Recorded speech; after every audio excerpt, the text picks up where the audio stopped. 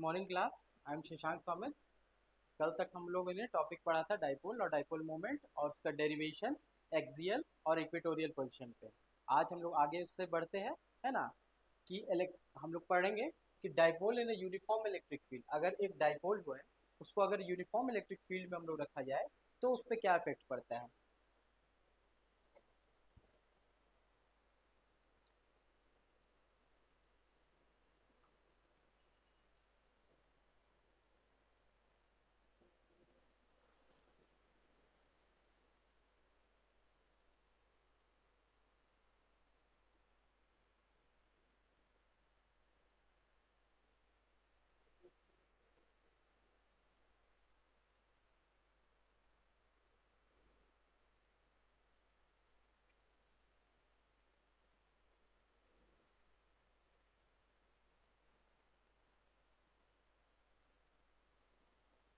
ठीक है। अ डाइपोल इन uniform electric field, है ना। अगर एक डाइपोल हम लोग यूनिफॉर्म इलेक्ट्रिक फील्ड में रखा गया है तो उस पर क्या फर्क पड़ता है। एक मान लीजिए डाइपोल है ना। उसको हम लोग यूनिफॉर्म इलेक्ट्रिक फील्ड में रख देंगे तो यहाँ पर क्या होगा, देखिए। ये डाइपोल हुआ माइनस क्यू और प्लस क्यू, ठीक है। इसका लेंथ है 2a, 2a डिस्टेंस है दोनों के बीच में, है ना। तो आप देखिए ये यूनिफॉर्म इलेक्ट्रिक फील्ड है। कहने का मतलब है कि जो इलेक्ट्रिक फील्ड लाइंस है वो यूनिफॉर्मली प्लेस्ड है ना। ये अगर देखा जाएगा अब इस तरह से,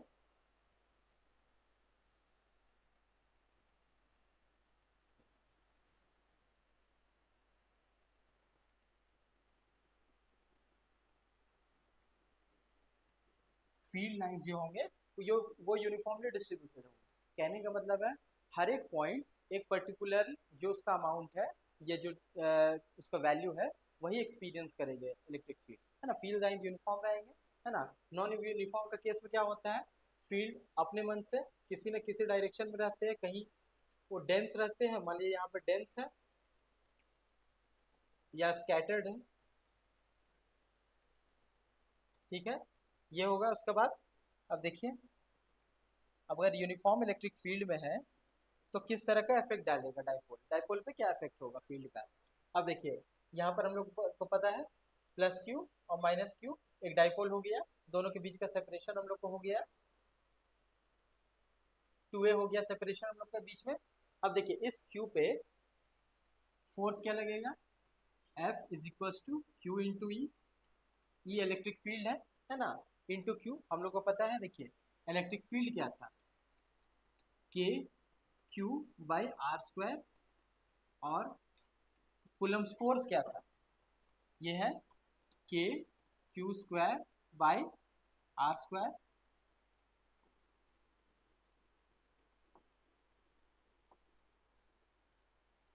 आर स्क्वायर, ठीक है। ये दोनों हुआ। अब दोनों हम लोग को पता है कि अगर हम लोग को फोर्स तक पहुंचना है इलेक्ट्रिक फील्ड से तो इंटू हम लोग क्यू कर देते हैं, यहाँ पर क्यू एक एक्स्ट्रा हो गया है ना। इसको इंटू कर देंगे तो हो गया ये फोर्स बन गया, force is equal to q into E. जो पर्टिकुलर चार्ज है जो हम लोग को एडिशनल ऐड हुआ है उसको हम लोग इंटू कर देंगे तो इलेक्ट्रिक फील्ड बन जाएगा। सिमिलर केस वो यो इस डायरेक्शन में फोर्स इस पे डालेगा, है ना, क्योंकि इस डायरेक्शन में है। अब नेगेटिव का केस में इस डायरेक्शन में फोर्स आएगा उसको, है ना, क्यू इंटू ई, ठीक है। इस डायरेक्शन में फोर्स आएगा। अब कहने का मतलब है दोनों फोर्स देखिए, क्यू ई दोनों का मैग्नीट्यूड सेम है ना। दोनों का मैग्नीट्यूड सेम है और दोनों का डायरेक्शन आप देख लीजिए अपोजिट है। तो कहने का मतलब है इस पे जो फोर्स लगा है, इस पे जो फोर्स लगा है वो दोनों एक दूसरे को कैंसिल कर देंगे, ये इसमें लिखा हुआ है।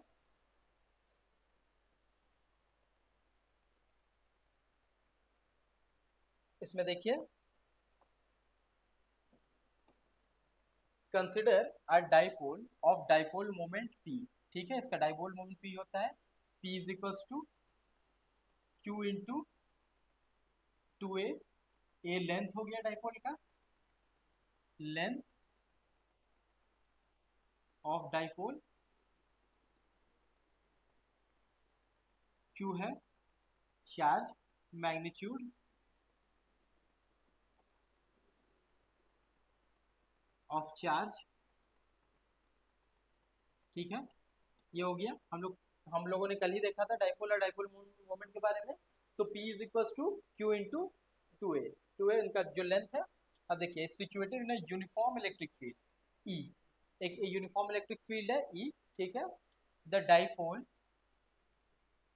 experiences two force plus QE and minus QE in opposite direction, ठीक है।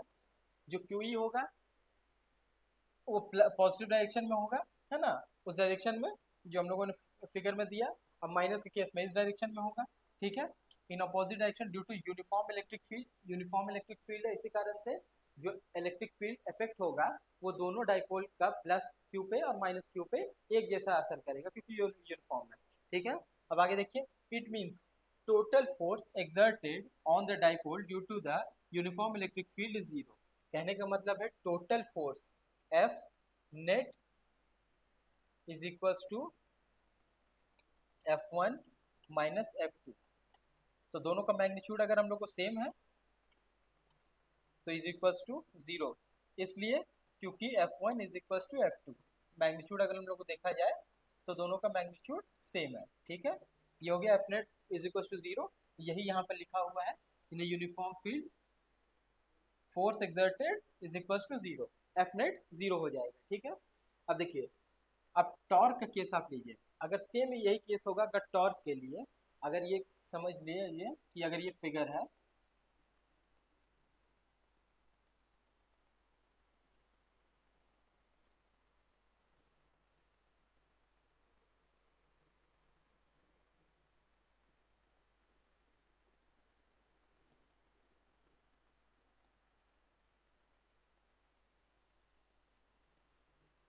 ये एक इलेक्ट्रिक फील्ड है, यूनिफॉर्म इलेक्ट्रिक फील्ड, पॉजिटिव, ये नेगेटिव, इसमें एक डाइपोल प्लेस किया गया है, ये प्लस क्यू और ये माइनस क्यू, और लेंथ है इसका 2a, ठीक है। अब कहने का मतलब है इस पे अगर टॉर्क लगेगा, जैसे कि फील्ड इसमें नेट फोर्स तो जीरो था हम लोगों ने देख लिया। अब टॉर्क का केस क्या होगा, अब टॉर्क अगर हम लोग देखना है कि टॉर्क पे क्या इफेक्ट होगा, किस इस फील्ड का, इस डाइपोल पे टॉर्क का क्या असर होगा। तो देखिए टॉर्क का फॉर्मूला क्या होता है, फोर्स इंटू परपेंडिकुलर डिस्टेंस, ठीक है। फोर्स इंटू परपेंडिकुलर डिस्टेंस है, तो फोर्स क्या होगा, हम लोग का फोर्स यहाँ पर कुलम्स फोर्स लगेगा, कुलम्स के अकॉर्डिंग एफ जो हम लोग निकाले थे, एफ कुलम्स,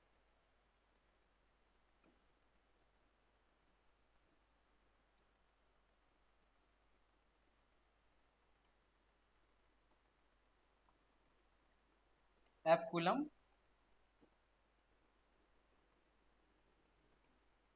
कुलम्स फोर्स लगेगा। तो ये force into 2a sine theta.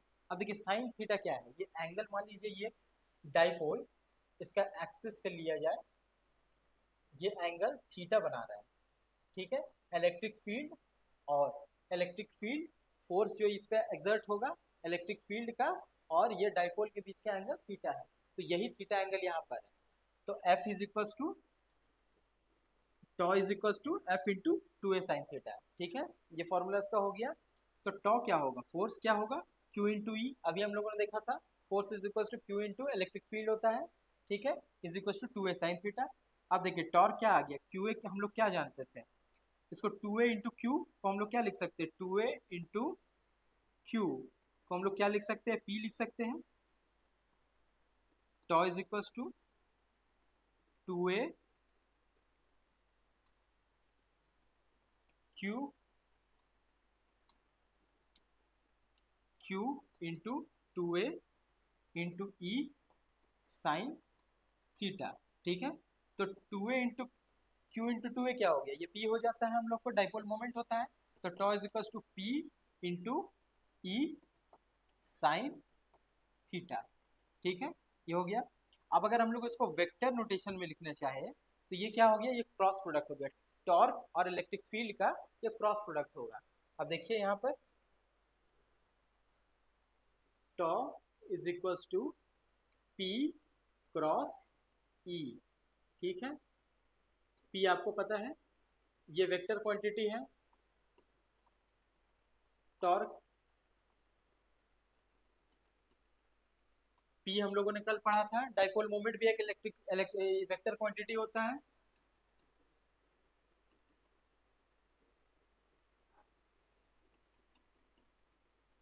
और ई इलेक्ट्रिक फील्ड ये भी वेक्टर क्वांटिटी है।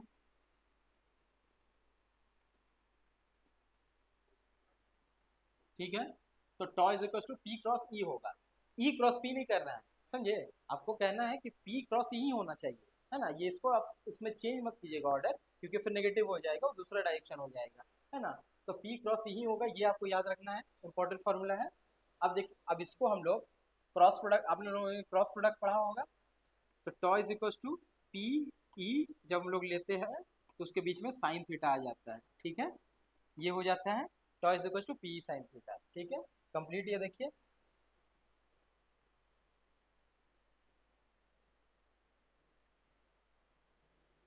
देखिए, this torque will tend to align to the dipole with the field E, and when p is align with E the torque becomes zero. अब कहने का मतलब है कि देखिए, tau is equal to p E sine theta है। अब ये बताइए कि साइन थीटा का वैल्यू मैक्सिमम कब होगा, है ना। साइन थीटा का वैल्यू मैक्सिमम होता है 1 हो सकता है, और इसका मिनिमम वैल्यू क्या होता है, ये maximum maximum value maximum value torque का क्या होगा, जब साइन थीटा 1 होगा, या साइन थीटा का वैल्यू मैक्सिमम होगा। और मिनिमम वैल्यू कब होगा, मिनिमम वैल्यू क्या कब होगा, जब साइन थीटा 0 होगा। क्योंकि इसका नेगेटिव हम लोग लेंगे, समझे। आप -1 हम मान सकते हैं कि उसका +1 तो -1 होता है, लेकिन कहने का मतलब है कि अगर हम लोग मैग्नीट्यूड अगर लिया जाए, है ना, तो मैग्नीट्यूड केस में ये 0 हो सकता है ना। तो ये केस कब आता है, the torque will tell to align the dipole. कहने का मतलब है ये दोनों एक दूसरे से अलाइन होगा। अब ये 0 होता कब है, अब देखिए, sine 0 degree is equal to 0। जब 0 डिग्री होगा तो कहने का मतलब है ये जो एंगल है, ये जो एंगल बना रहा है डाइपोल, ये जो डाइपोल थीटा एंगल बना रहा है इलेक्ट्रिक फील्ड के साथ, ये इलेक्ट्रिक फील्ड हो गया, ये डाइपोल हो गया, है ना। तो ये जो डायरेक्शन बना रहा है, ये डायरेक्शन जो इसका है, तो कहने का मतलब है नेगेटिव से पॉजिटिव होता है। आपको पता है डाइपोल का कल ही हम लोगों ने बताया था कि नेगेटिव से पॉजिटिव उसका डायरेक्शन होता है, और उसके बीच का जो एंगल हुआ थीटा, वो दोनों क्या होगा, 0 डिग्री। 0 डिग्री कहने का मतलब है दोनों एक दूसरे से अलाइन हो जाएगा, तो पैरेलल हो जाएगा, है ना। अलाइन का मतलब आप यहाँ पर रखिए parallel, electric field and P. P आप डाइपोल मोमेंट अलाइन हो जाएगा, तो टॉर्क बिकम 0। अब मैक्सिमम कब होगा, मैक्सिमम साइन थीटा मैक्सिमम कब होता है, जब theta is equal to 90 degree होता है, ठीक है। साइन 90 का वैल्यू 1 होता है, तो ये मैक्सिमम वैल्यू हो गया। कहने का मतलब है जब इलेक्ट्रिक फील्ड और डाइपोल मोमेंट एक दूसरे से 90 डिग्री अलाइन है ना।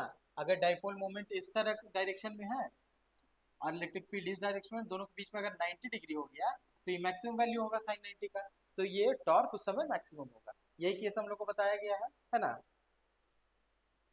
अब देखिए, आपको एक और चीज पढ़ना है जो इंपॉर्टेंट, यहाँ तक हो गया हम लोग को, दोनों को क्लियर कर दिए कि टॉर्क का क्या इफेक्ट होता है। देखिए, फोर्स अगर कोई भी इलेक्ट्रिक फील्ड में है, तो वो उसका वैल्यू, आपका नेट वैल्यू 0 होता है। अब किसी भी डायरेक्शन में उसको रख दिए, अगर इस डायरेक्शन को हम लोग रोटेट भी कर दे, इसको इस डायरेक्शन में डाइपोल को ले आए, अगर इसको रोटेट करके हम लोग इस डायरेक्शन में भी अगर डाइपोल को ले आएंगे, है ना, -q + q, ठीक है। अगर इस डायरेक्शन भी हम लोग रोटेट करें, इस डायरेक्शन रोटेट करें, जिस भी डायरेक्शन में हम उसको रोटेट करें, अगर यूनिफॉर्म इलेक्ट्रिक फील्ड है, तो उसमें क्या होगा, 0 हो जाएगा, है ना। फोर्स 0 होता है, क्योंकि नेट फोर्स आपस में कैंसिल कर देंगे एक दूसरे को। लेकिन टॉर्क के साथ वो केस नहीं है। टॉर्क का केस हम आपको बता दिए, torque is equal to p cross E, है ना। प्रोडक्ट होता है, वेक्टर प्रोडक्ट होता है, या पी आप उसको लिख सकते हैं मैग्नीट्यूड के लिए, tau is equal to p dot p into E sine theta. अब साइन थीटा का जिस तरह से वैल्यू चेंज होगा, उस तरह से डाइपोल का टॉर्क का वैल्यू चेंज होगा, है ना। तो ये आपको जान लेना है, ये इंपॉर्टेंट है। ये सब क्वेश्चन आता है आपको एमसीक्यू, हम जब करवाएंगे आपको तो ये सब क्वेश्चन बताएंगे, ठीक है। अब देखिए, एरिया वेक्टर क्या होता है, नेक्स्ट टर्म है इंपॉर्टेंट जो चीज़ है। एरिया वेक्टर क्या होता है? The direction of a planar area vector is specified by the normal of the plane, but every plane have two normals. In every close surface we have to consider outward direction always. कहने का मतलब area vector का मतलब क्या होगा? देखिए एक particular, ये समझ लीजिए आपको, ये रेक्टेंगल ले लीजिए। एरिया वेक्टर आपको हर बार याद रखना है, ये 3D केस होता है, 3D शेप में कंसिडर किया जाता है इसको, ठीक है। मैक्सिमम केसेस में ये 3D के लिए होता है ना। हम लोग 3D फिगर्स को कंसिडर करते हैं। तो कहने का मतलब एक फिगर, एक रेक्टेंगल है, ये रेक्टेंगल दिया हुआ है आपका। अब इसमें पर्टिकुलर एक, इसका जो एरिया हुआ, ये वेक्टर उसका इस एरिया का परपेंडिकुलर ये वेक्टर होगा, ठीक है। जो इस एरिया से परपेंडिकुलर होगा वो हम लोग उसको एरिया वेक्टर कहते हैं। The direction of the planar area specified by the normal of the plane. इस प्लेन है, इस प्लेन का जो नॉर्मल हो गया, कहने का मतलब मान लीजिए ये एक्सिस है प्लेन का, तो इससे जो नॉर्मल होगा, नॉर्मल जो एरिया जाएगा वेक्टर होगा, उसी को हम लोग एरिया वेक्टर कहते हैं। इसका यूजेस आएगा आपको, है ना। जैसे स्फेयर का केस में आप लीजिएगा, तो स्फेयर के केस में क्या होगा, ये परपेंडिकुलर आपका यही हो जाएगा, इसमें आउटवर्ड होगा। हर बार आपको याद रखना है कि in close surface we have considered outward direction always. हम लोग को आउटवर्ड डायरेक्शन हमेशा कंसिडर करना पड़ता है। जैसे ये मान लीजिए एक सिलेंडर हुआ, यहाँ से ये भी आउटवर्ड डायरेक्शन में जाएगा, एरिया वेक्टर जो भी होगा उसका आउटवर्ड डायरेक्शन में आएगा, ये आपको याद रखना है, ये फैक्ट है, ये आपको याद रखना है। अब देखिए इसका यूज भी आएगा एरिया वेक्टर का जब हम लोग पढ़ेंगे आगे गॉस सरफेस ये सब, ठीक है। अब देखिए इलेक्ट्रिक फील्ड, इलेक्ट्रिक फ्लक्स क्या होता है, हम लोग आपको पहले एक ब्रीफ इंट्रोडक्शन दिए थे, उसके बारे में पढ़ाए थे। अब आगे इसके बारे में डिटेल जानिए क्या होता है, इलेक्ट्रिक फ्लक्स क्या होता है।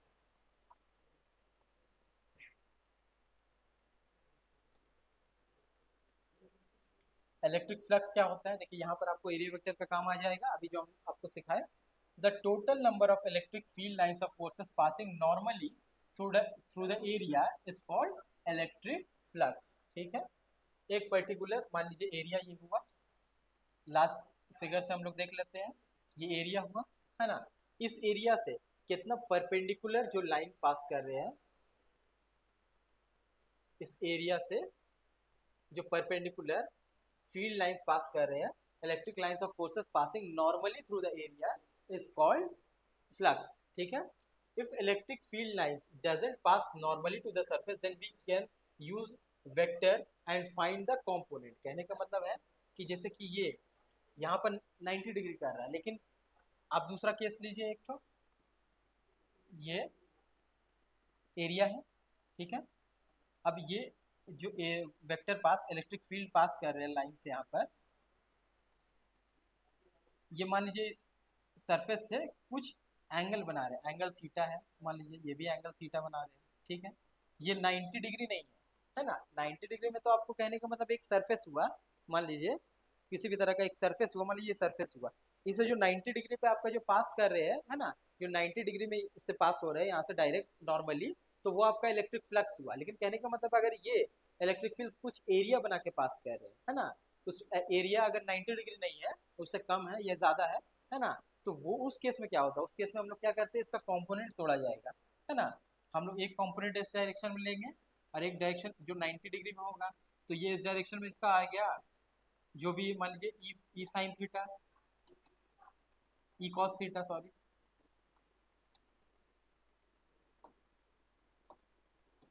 ई कॉस थीटा, इस डायरेक्शन में ई साइन थीटा, और उसमें हम लोग जो 90 डिग्री से पास कर रहा है वो एंगल हम लोग कंसीडर करेंगे। Field line doesn't pass normally, we use the vector and find the component, then electric flux through any surface a open और close is equal to the surface integral of the electric field E taken over the surface. कहने का मतलब है कि एक area के across, है ना, सरफेस के अक्रॉस ओपन हो या क्लोज हो, जितना फील्ड लाइंस पास कर रहे हैं हम लोग क्या करते हैं, उसका टोटल अगर हम लोग को निकालना है फ्लक्स, फ्लक्स हम लोग रिप्रेजेंट करते हैं फाई से, तो phi is equal to E dot D A. D A क्या है आपका एरिया वेक्टर,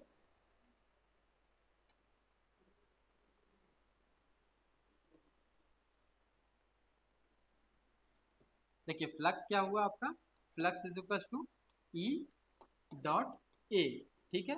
ये डॉट प्रोडक्ट हो गया आपका, एरिया आपको वेक्टर बताए थे हम आपको, फ्लक्स इसका केस हो गया ई डॉट ए होगा, है ना। अब उसका स्मॉल सरफेस में अगर हम लोग को लेना है स्मॉल कंडीशन के केस में, तो ये हम लोग क्या लेते हैं इसको, d5 is equal to E dot D A, ठीक है। ये दोनों का डॉट प्रोडक्ट होगा, ठीक है। और डी, और फिर जब ये कंपोनेंट हम लोग करेंगे इसको मैग्नीट्यूड निकालेंगे, तो एरिया डॉट प्रोडक्ट हम लोग कर लेंगे, मैग्नीट्यूड इसका जो निकालेंगे तो क्या होगा, ई का मैग्नीट्यूड डी ए का मैग्नीट्यूड इंटू एक और टर्म आ जाएगा हम लोग को कॉस थीटा। वहां पर टॉर्क का केस में आया था साइन थीटा, यहाँ पर डॉट प्रोडक्ट में हम लोग को पता है क्रॉस प्रोडक्ट में आता है साइन थीटा मैग्नीट्यूड का केस में, और डॉट प्रोडक्ट में हम लोग का आता है कॉस थीटा, ठीक है। आपको ये याद रखना पड़ेगा, कहने का मतलब कि एक पर्टिकुलर एरिया हम लोग को स्पेसिफाई अगर नहीं किया है, टोटल एरिया के बारे में हम लोग को निकालना है स्मॉल स्मॉल चार्जेस को लेके, तो ये टोटल इंटीग्रेट इस तरह से हम लोग करेंगे, ठीक है। आगे इसको क्वेश्चन में आप लोग को डिटेल में इसके बारे में यूजेस पता चलेगा, किस तरह से इसको यूज करना है, ठीक है। अब देखिए theta is the angle between the surface, हम लोग आपको बताए थे ई और डी ए के बीच का जो एंगल है वो हम लोग को थीटा होता है, ठीक है। तो ये मैक्सिमम अब पिछले बार केस किए थे, अब देखिए मैक्सिमम कब हो सकता है, मैक्सिमम वैल्यू क्या हो सकता है फाइव का, maximum value of five, five maximum कब होगा, जब कॉस थीटा मैक्सिमम होगा, कॉस थीटा मैक्सिमम कब कॉस थीटा होगा, इसका मैक्सिमम वैल्यू क्या होगा,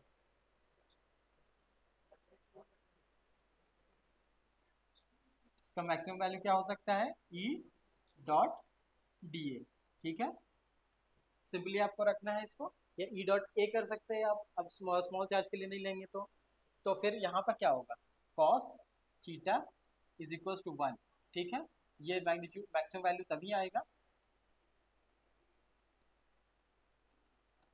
ये मैक्सिमम वैल्यू तब आएगा जब कॉस थीटा वन होगा, कॉस थीटा वन कब होता है, जब theta is equal to 0 degree होता है, ठीक है। कॉस जीरो जब होता है तो थीटा का वैल्यू वन होगा, तो उस केस में डी ए हो जाएगा आपका मैक्सिमम वैल्यू। अब मिनिमम वैल्यू क्या होगा, phi minimum, phi minimum is equal to E dot D A cos theta. अब कॉस थीटा अगर जीरो हम लोग ले लेंगे, cos theta is equal to zero, तब होगा E phi minimum is equal to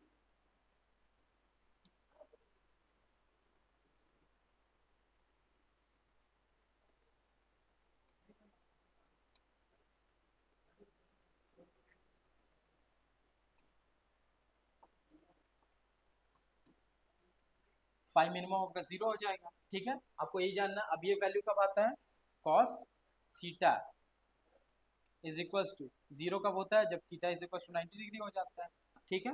ये दोनों वैल्यू आपको याद रखना है, टॉर्क का केस में भी याद रखना है आपको, डॉट प्रोडक्ट और कॉस प्रोडक्ट, ये तो मैथ्स में आपको सिंपल फॉर्मूला है ना, ये तो मैथ्स में आप लोग हर बार पढ़ चुके होंगे, टेंथ में नाइन्थ में ये सब आप पढ़ चुके होंगे, आगे भी अभी पढ़ाई होगा इसमें, ठीक है। यहाँ तक आपको क्लियर हो गया इलेक्ट्रिक फ्लक्स क्या होता है, ठीक है। अब आगे देखिए, उसी का डायग्राम बनाया हुआ है यहाँ पर, इलेक्ट्रिक फ्लक्स का केस का जो था उसी का फिगर से है। मान लीजिए एक पर्टिकुलर ये फिगर है, ये और इसमें ये इलेक्ट्रिक फील्ड है, ये एरिया वेक्टर है,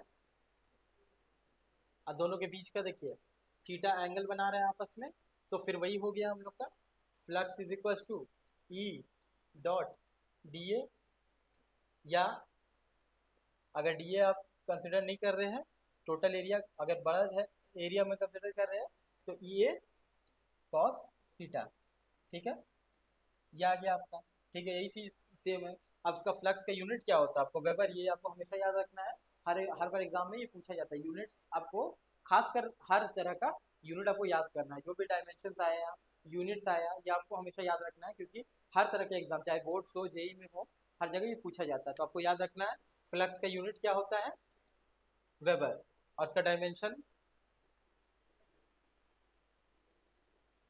डायमेंशंस का देख लेंगे हम लोग आगे क्लास में, ठीक है।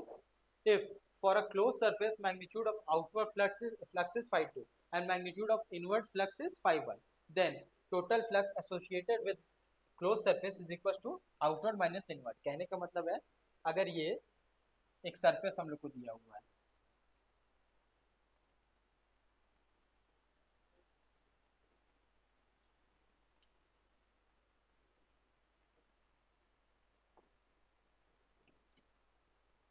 ये सरफेस दिया हुआ है,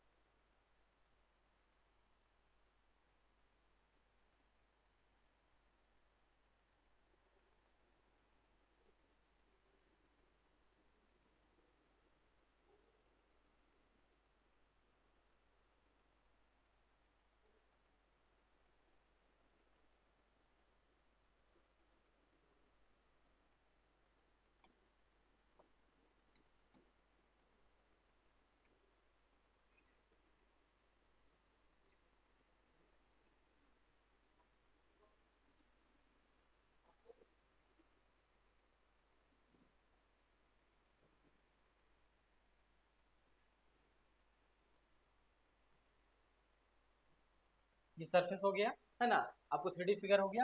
अब इससे मान लीजिए फ्लक्स इनपुट हो रहा है, फ्लक्स इन ये टोटल हो रहा है ना, और कुछ फ्लक्स यहाँ से आउट हो रहा है, फ्लक्स आउट, ठीक है, फ्लक्स इन और फ्लक्स आउट। तो हम लोग को अगर नेट एक सरफेस से नेट जितना फोर फ्लक्स आ रहा है उसमें नेट फ्लक्स अगर निकालना है किसी एक सरफेस का, तो उसमें क्या करते हैं हम लोग, आउटवर्ड माइनस आउटवर्ड फ्लक्स, जितना फ्लक्स बाहर जा रहे हैं, और माइनस इनवर्ड फ्लक्स, जितना फ्लक्स इनवर्ड आ रहे हैं, मतलब जो एंटर कर रहे हैं इस पर्टिकुलर एक, आप रखिए क्यूबॉइड में, इस सरफेस में, क्यूबॉइड में आप जितना सरफेस में अगर एंटर कर रहे हैं, है ना, जो फ्लक्स जितना अमाउंट ऑफ फ्लक्स एंटर कर रहे हैं और जितना लीव कर रहे हैं, वो दोनों का हम लोग का डिफरेंस देखना है, वही उसका नेट फ्लक्स होगा। ठीक है, यहाँ पर दिया हुआ है flux is equal to outward flux minus inward flux, ठीक है, phi is equal to phi two minus phi one, ठीक है, आपको ये याद रखना है। देखिए अभी तक हम लोग समझ गए ये सब चीज, है ना।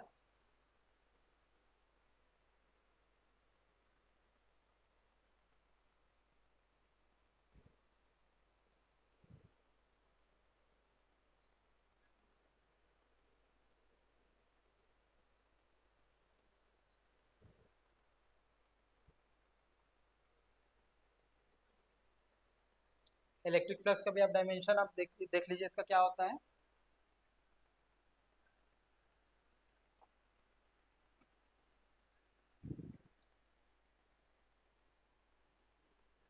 M1 L3 T -3 I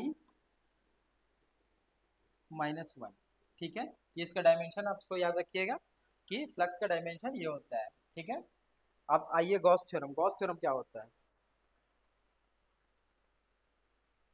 अभी तक हम लोगों ने जितना फ्लक्स के बारे में पढ़ा है, इलेक्ट्रिक फील्ड के बारे में पढ़ा है, इलेक्ट्रिक फ्लक्स के बारे में जितना पढ़ा है, एरिया वेक्टर के बारे में पढ़ा है, सब यहाँ पे यूसेज होगा आपका गॉस थ्योरम में। गॉस थ्योरम होता क्या है,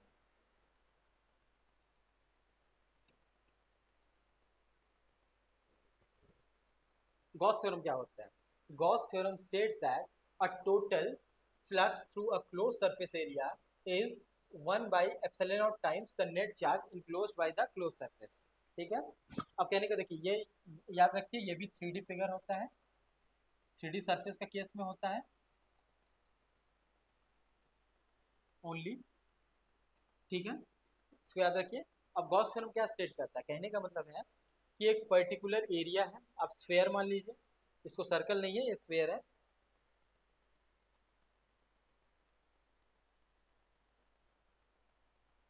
ये एक स्फेयर मान लीजिए आप,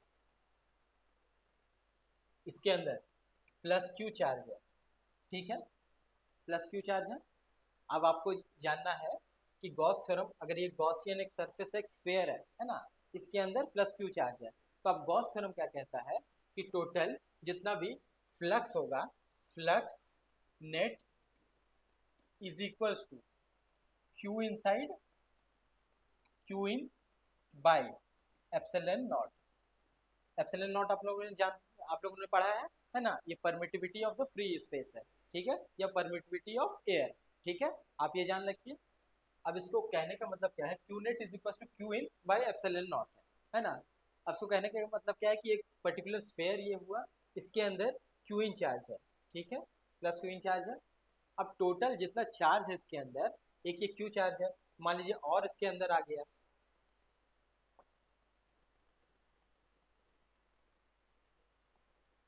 इसमें प्लस क्यू चार्ज है, ठीक है।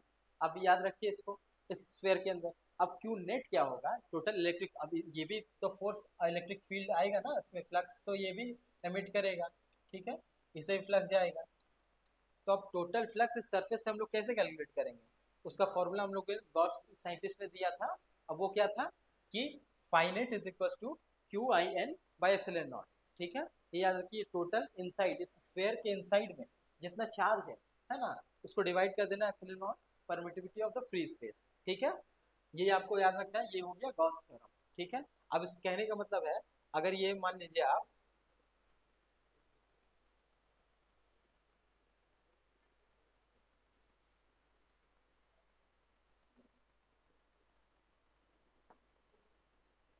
इस पर्टिकुलर स्फीयर में, ये प्लस क्यू है,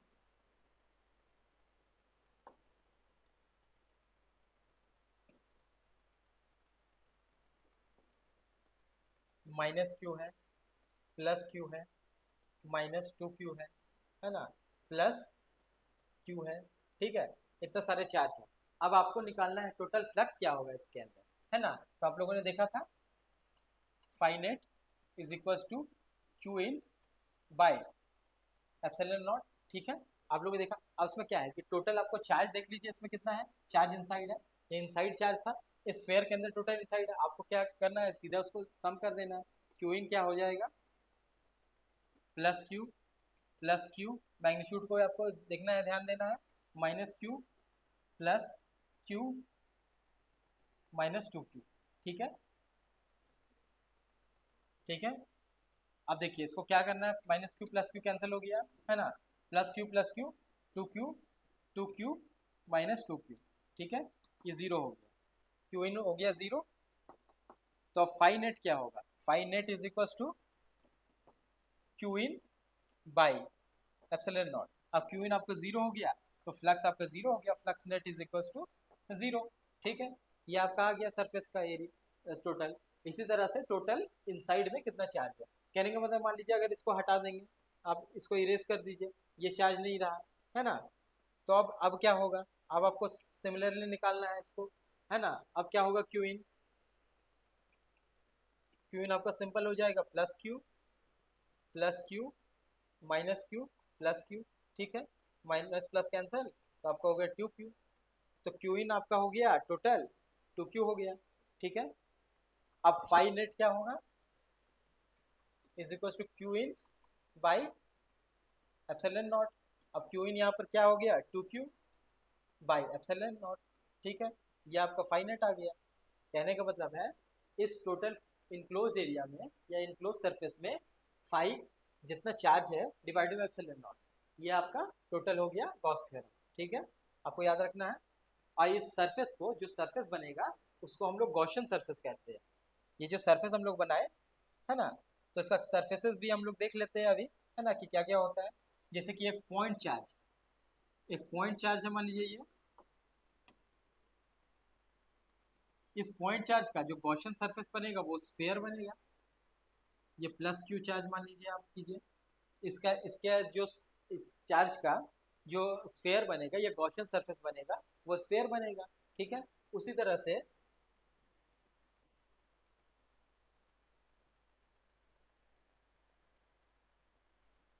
एक लाइन चार्ज है,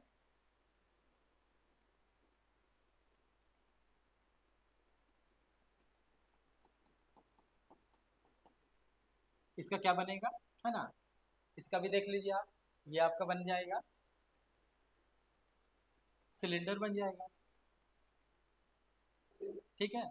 इसी तरह से आपको हर एक प्लेन चार्ज का भी या प्लेट चार्ज होगा तो उसका भी से आपका बनेगा सिलेंडर, है ना, या किसी केस में स्फीयर बन जाता है, ठीक है। आपको ये याद रखना है गॉसियन सरफेस, ये केस दिया रहेगा आपको, या नहीं भी रहेगा तो फिर आपको इससे निकाल लेना है कि क्या होता है आपको, बहुत सारे एग्जाम्पल इसमें हम दे देंगे, है ना, करवा देंगे आपको। तो ये हो गया phi is equal to E dot D A, है ना, इज इक्वल टू क्यू, जो आया यहाँ पर phi net is equal to integration E dot D A is equal to Q by epsilon naught. ये आपको कंप्लीट फार्मूला आपको याद रखना पड़ेगा, ठीक है। अब देखिए इसका प्रूफ हम आपको बता देते हैं कि गॉसियन सरफेस का या गॉस थ्योरम का प्रूफ क्या है, ठीक है।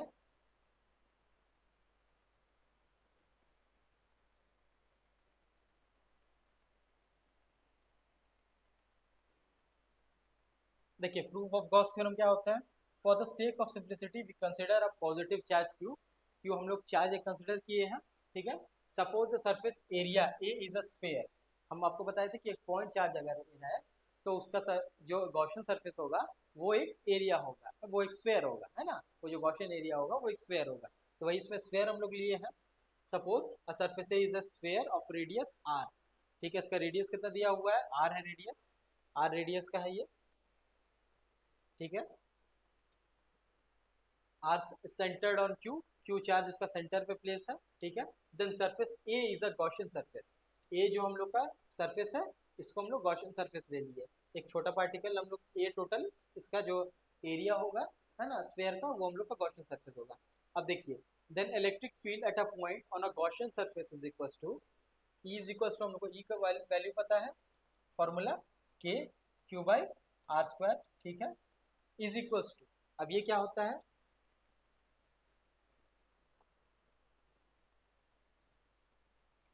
यहाँ लिखते हैं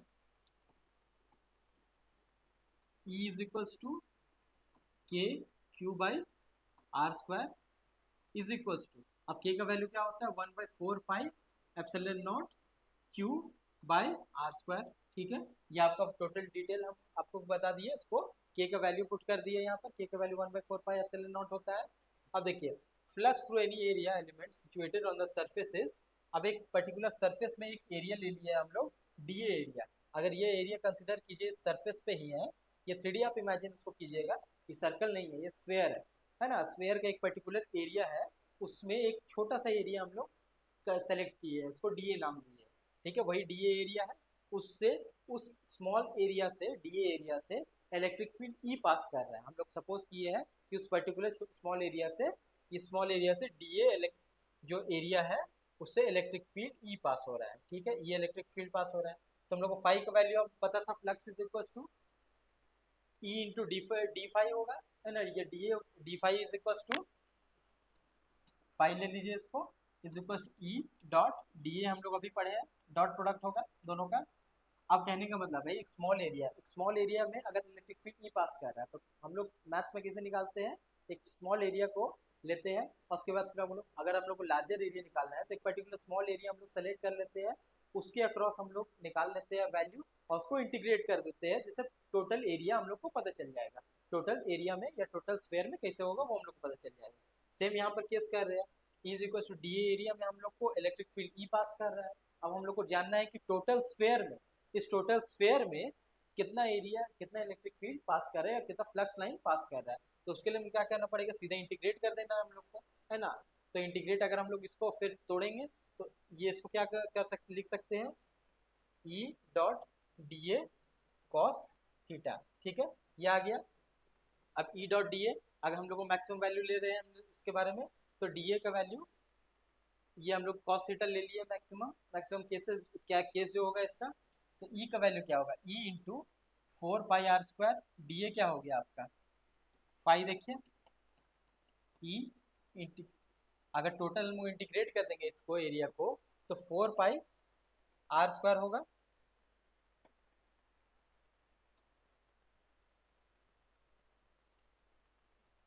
4 पाई आर स्क्वायर, क्योंकि आप स्फेयर के एरिया आप लोगों ने पढ़ा होगा मैथ्स में, है ना, सॉलिड फिगर के केस में आप लोगों ने पढ़ा होगा उसका एरिया 4 पाई आर स्क्वायर होता है, ठीक है। अब ये क्या हो गया, 1/4 pi Q into 4 pi R square, है ना। अब देखिए इसको सिंप्लिसिटी हम आपको सिंपल करके बता दे रहे हैं, फाई इज इक्वल टू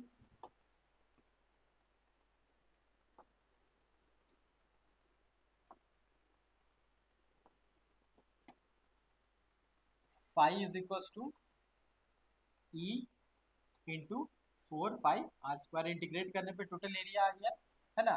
अब इसको E is equal to 1/4 pi epsilon not Q into R, क्यू/r² है, ठीक है, इंटू 4 पाई r² हो गया, है ना। ये इंटू है सिंपल, इसको आप क्रॉस प्रोडक्ट मत समझिएगा, ये इंटू सिंपल है ना। अब ये 4 पाई यहाँ से कैंसिल हो जाएगा, है ना, r² कैंसिल हो जाएगा, फाइनल क्या बचा, क्यू/एप्सिलॉन नॉट इज इक्वल टू 5 आ गया आपका, ठीक है, 5 टोटल आ गया। ये प्रूफ करता है, गॉस थ्योरम को हम लोग प्रूफ कर दिए, है ना, Q5 is equal to Q/, ठीक है। ये आपको याद रखना है ना, हर केसेस में आपको आएगा, ठीक है, आपको याद रखना है इस चीज में। अब देखिए some important facts about Gaussian surface. अब गॉसियन सरफेस का कुछ आप फैक्ट देख लीजिए, ये इंपॉर्टेंट फैक्ट्स है, ये एग्जाम में आपको इसी तरह से आया जाएगा, पूछा जाएगा, सीबीएसई हुआ, जेई हुआ, हर एग्जाम में इस तरह का पॉइंट जो आपको पूछ लिया जाएगा। अब उसमें क्या होता है आप ये देख लीजिए, इंपॉर्टेंट फैक्ट्स क्या हुआ गॉसियन सरफेस के बारे में।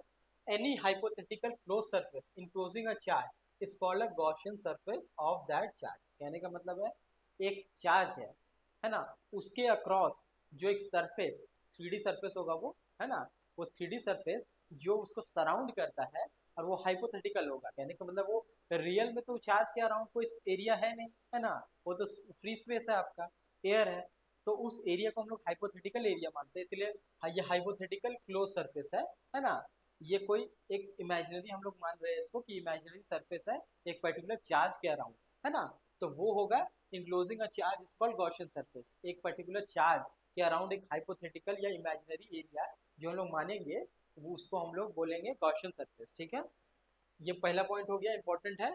अब दूसरा पॉइंट देखिए, Gauss theorem is valid for a close surface of any shape and for any general distribution. कहने का मतलब है कि गॉस सरफेस वही काम करेगा जहां पर वो क्लोज सरफेस हो, कहने का मतलब वो क्लोज्ड 3D सरफेस पे ही काम करता है, क्लोज्ड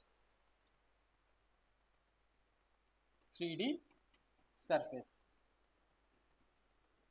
ठीक है, valid for close 3D surface and any shape. उस शेप कुछ भी हो सकता है उसका, आप उसको आप उसको ले लीजिए स्फेयर ले लीजिए, आप उसको क्यूबॉइड ले लीजिए, क्यूब ले लीजिए, है ना, या तो फिर उसको सिलेंडर कंसिडर करिए, कोई भी एरिया आप कंसिडर कीजिए, उससे उसको फर्क नहीं पड़ेगा, उसका एनी शेप हो सकता है for any general charge distribution, एक पर्टिकुलर चार्ज डिस्ट्रीब्यूशन का वो गॉसियन सरफेस कुछ भी हो सकता है ना। जैसे पॉइंट चार्ज का हम लोग को पता है स्फेयर होता है ना, उसी तरीका से हर तरह का अलग अलग सरफेस हो सकता है ना। अब थर्ड देखिए, for convenience Gaussian surface shape should be consider where magnitude of the electric field is same at every individual surface of any close surface. कहने का मतलब है हम लोग इंडिविजुअल के लिए लेते हैं, जैसे मान लीजिए एक पर्टिकुलर एरिया हुआ, है ना, इसमें प्लस क्यू चार्ज है, ठीक है, यहाँ पर है। अब हम लोग इसका इलेक्ट्रिक फील्ड जा रहा है, तो कहने का मतलब यहाँ भी ये एरिया इसको हम लोग सेलेक्ट कर सकते थे, है ना, या तो फिर एक मान लीजिए एक डिस्ट्रीब्यूशन है, एक चार्ज है,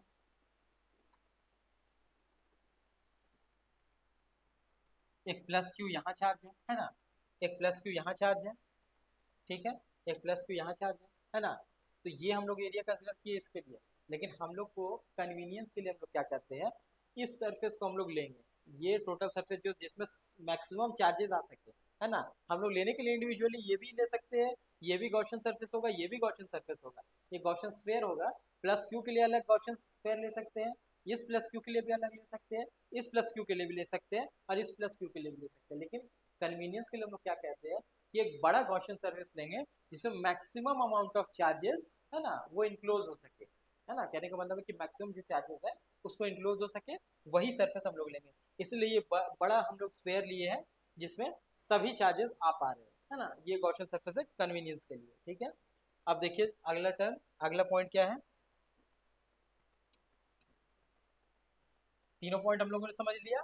अब देखिए फोर्थ है the term Q on the right of the question law include the sum of all charges enclosed by the surface, the charges में locate anywhere inside the surface. कहने का मतलब है कि अभी हम लोगों ने आपको बताया कि एक पर्टिकुलर सरफेस दिया है, इसमें प्लस क्यू चार्ज है, minus Q charge plus Q charge है, माइनस क्यू चार्ज है, प्लस थ्री क्यू चार्ज है। इस तरह से चार्ज डिस्ट्रीब्यूशन है इस एरिया के अंदर, है ना। तो हम लोग इसको क्या है कि ये जो हम लोग जब क्यू नेट निकालेंगे, क्यू नेट निकालेंगे, तो क्या होगा, इस टोटल सम का एडिटिव होता है। आपको पता है, जैसे हम लोगों ने पहले बार में पढ़ा है कि एडिटिव सम जो भी चार्जेस होते हैं वो एडिटिव होते हैं। तो हम लोग जब क्यू नेट निकालेंगे तो टोटल जो क्यू है ना, जो क्यू नेट आएगा वो टोटल जितना भी चार्जेस हो प्रेजेंट है उसका एडिशन होगा, है ना।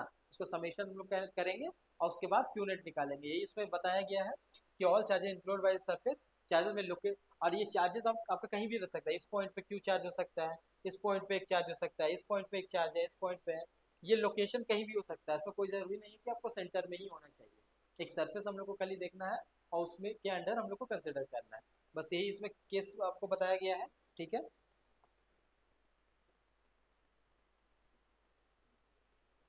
ठीक है, आज के लिए हम लोग इतना गॉसियन सरफेस के बारे में पढ़े हैं। कल के क्लास में कुछ और हम लोग आगे पढ़ेंगे और कुछ क्वेश्चंस न्यूमेरिकल इससे रिलेटेड हम लोग डिस्कस करेंगे। ठीक है, आज के लिए इतना ही। Thank you.